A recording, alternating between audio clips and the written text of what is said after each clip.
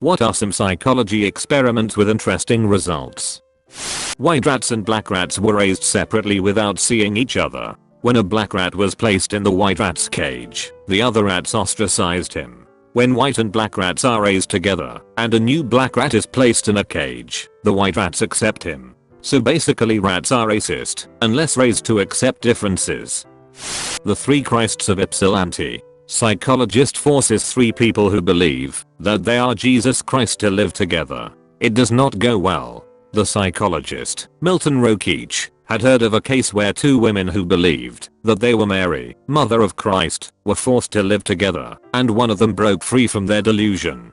So he figured, 3 Christs, what would happen? They were angry at each other, often had physical fights. They eventually started getting along by avoiding the topic. He would ask them about the others, and each would say that the others were crazy. That they, of course, were the real Jesus. No cures. Some unethical stuff. Interesting though. I was hoping to find this. The case study was in 1964, and they were all diagnosed with paranoid schizophrenia. They were all patients at Ypsilanti State Hospital, and while they didn't live together, they were in group therapy sessions. You can find the book on Amazon, and there was a movie adaptation as well.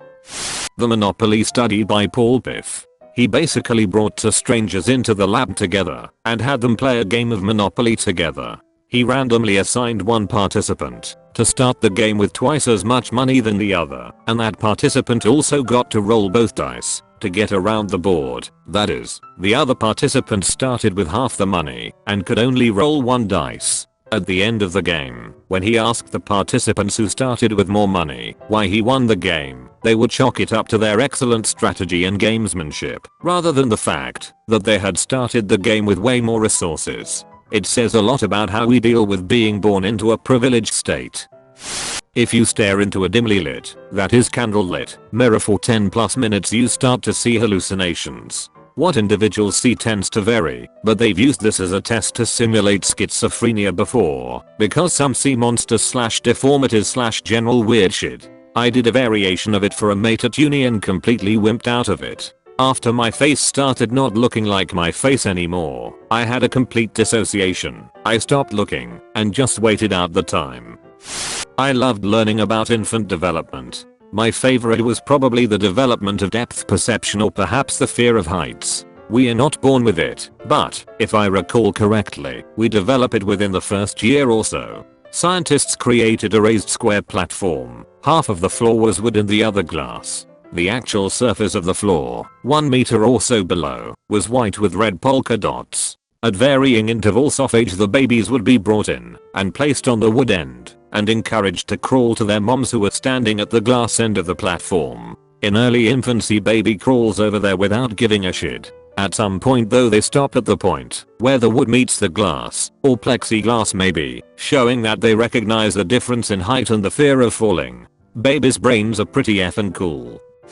Reconsolidation. When you retrieve memory from your long-term memory, it is susceptible to being manipulated. This can lead to memories being totally changed from the source. This is why eyewitness accounts cannot be fully seen as true. This knowledge is also being used to help people with PTSD by changing the negative memories they have of their particular trauma. The influence of the color red in sports. Judges were shown a video of a taekwondo match and awarded more points to the red competitor versus the blue competitor. When the colors were digitally reversed, judges awarded more points to the other, now red, competitor. Red may be a signal of dominance, as reddened skin is associated with higher testosterone, or possibly higher fertility in women. Wearing red may induce intrinsic psychological effects which increase dominance in addition to altering the perception of others. Researchers found that putting red leg bands on birds increased dominant behavior, as they took the lion's share of the food. For my psychology degree dissertation, I presented photos of men to be rated on a scale of friendly, 0, to threatening, 10. Men received a higher threat score if I photoshopped their t-shirt to be red. There have been some experiments conducted, but the negativity effect / negativity bias is really sad to me. It basically says that negative things have a greater emotional and psychological toll on our health than positive / neutral things. So you got an A on a test, that's great. but you totally fail a test, and the world crumbles and it's a total disaster. 100 things can go right and work perfectly throughout the day, but it goes totally undetected in our minds. Then someone cuts us off in traffic, and we fume and rage. I learned about this theory almost 3 years ago, and think about it all the time. Reminds me to appreciate and notice the many little things in my day that do go right.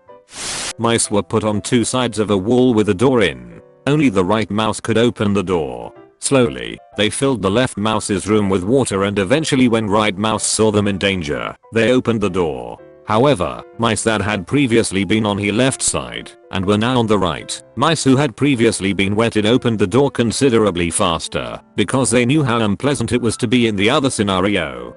Basically, mice have empathy. Empathy is consciousness simulating consciousness. When you are talking to someone through a medium, internet, real life, you are estimating their conscious state by recursively defining your own conscious state in their terms in order to predict their future behavior. That's why mentally ill people are treated so poorly. It's hard to predict their behavior, thus dehumanizing them. Also, the more time you spend with someone, the better your simulation of their brain becomes. When a loved one dies, a replica of them lives on inside you. If you ever think, oh, mom would have really liked that, that's their consciousness running on your hardware.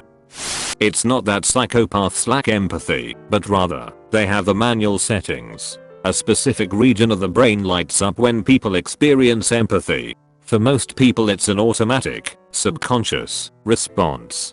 But in a study where they showed emotional videos to psychopaths and none, while scanning their brains, psychopaths would only light that region of the brain when specifically asked to feel for the character, while the controlled participants would light up automatically.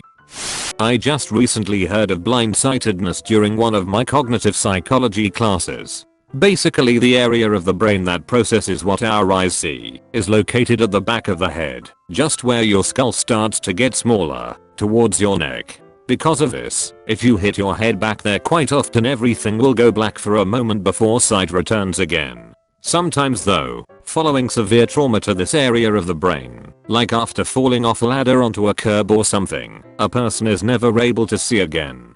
For a long time it was assumed that the eyes were somehow incapable of seeing following the trauma, and that was why people were blind. However, it's been shown that it is just the processing of the images that is damaged. In other words, your eyes are still working away, viewing images, but your brain is unable to process the images, so you can't see them. I'm late, but nobody has said it yet. The self-fulfilling prophecy studies are very important to social psychology, and their findings have many real-world applications. Basically, they brought together a group of kids and formed a class with a real teacher. They gave the kids a test for overall academic skill at the start of the course, but didn't really use the scores. Instead, they told the teachers that a few students, picked at random, were very brilliant and scores very highly. They then observed the class for a long period of time and noticed that the teachers gave the kids they thought were brilliant much more attention. At the end of the study, the kids took the test again, and they found that the kids who were randomly named brilliant at the start actually scores higher than the rest of the class. The kids, again, at the start didn't score any different from the rest of the class, but through the self-fulfilling prophecy they became the best in their class. This obviously has tons of application in the world, and especially education. Not entirely sure it fits into the category, but the Rosenhan experiment, 13 people feigned mental illnesses to get into mental hospitals and all were admitted with different diagnoses. They then assumed their normal personalities, but to be released they all had to admit that they were mentally ill. There was a second part where a hospital challenged Rosenhan to send multiple fake patients to the hospital, and they would rate their patients on a scale of whether they think they were faking. They identified many possible fakers, but Rosenhan in fact hadn't sent anyone. These are my favorite kind of studies. I love it when participants are given power and then lied to. Lol. One time I participated in a paid research experiment. I was basically tricked into thinking I was drunk. I was placed in a room with 2 other people and we were instructed to drink vodka with cranberry juice over a period of time while we socialized. After we drank, I was placed in a room where I had to read some flashing words on a computer. I felt pretty drunk at this point. When the researcher came back into the room, he gave me my car keys and said I was never actually given alcohol. He briefly told me that, because I was anticipating drinking for this experiment, that my brain had tricked me into feeling the effects of being intoxicated. I immediately snapped out of it, and was completely amazed at how I felt. You have been visited by IT Support Doggo. Like this video, and subscribe to Team Orange and you will be blessed with great internet connection for 1 month. I upload new videos every day. Until then, check out my other videos and enjoy the rest of your day.